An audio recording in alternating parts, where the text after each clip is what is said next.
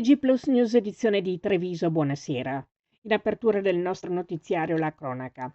Oggi a Spineda di Riese Pio X, alle ore 13 circa, in via 13 aprile, si è verificato l'investimento di un pedone. Una 44enne residente a Mussolente, a bordo della propria Mercedes classe A, ha investito un pedone, come detto, per causa in corso di accertamento.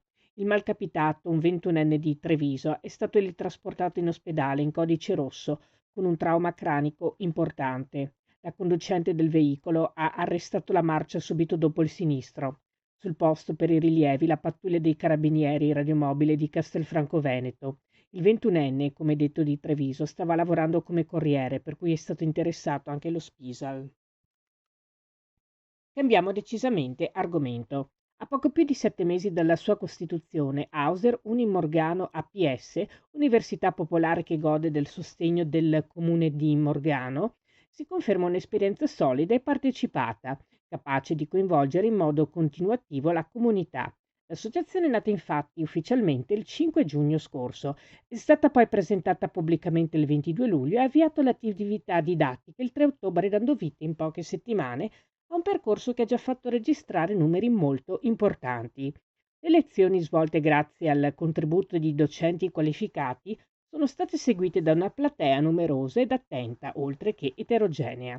Gli iscritti sono ben 205, con presenze singole a lezione che sono andate da un minimo di 135 a un massimo di 163 partecipanti, attestandosi su una media di circa 150 persone a incontro.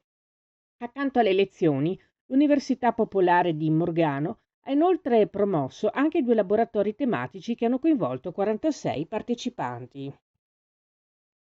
Un progetto di particolare interesse culturale e formativo nato agli istituti Filippin di Pieve del Grappa nel Trevigiano, un think space internazionale smartphone free, ideato da studenti universitari tedeschi e realizzato grazie alla collaborazione tra EU International University 593 Studio e Università UAV di Venezia.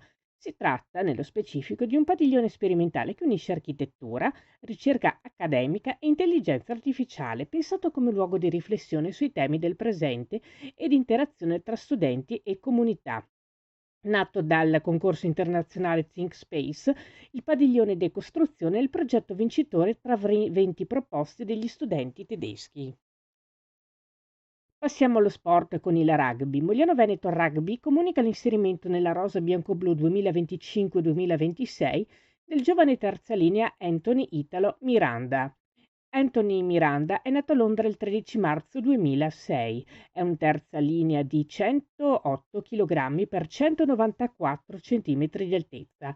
Ha giocato tra le altre squadre con Rugby Varese, Milano ASR, Unione Rugby Capitolina e Paese Rugby, con la nazionale Under 20 una Coppa del Mondo e un torneo del 6 Nazioni.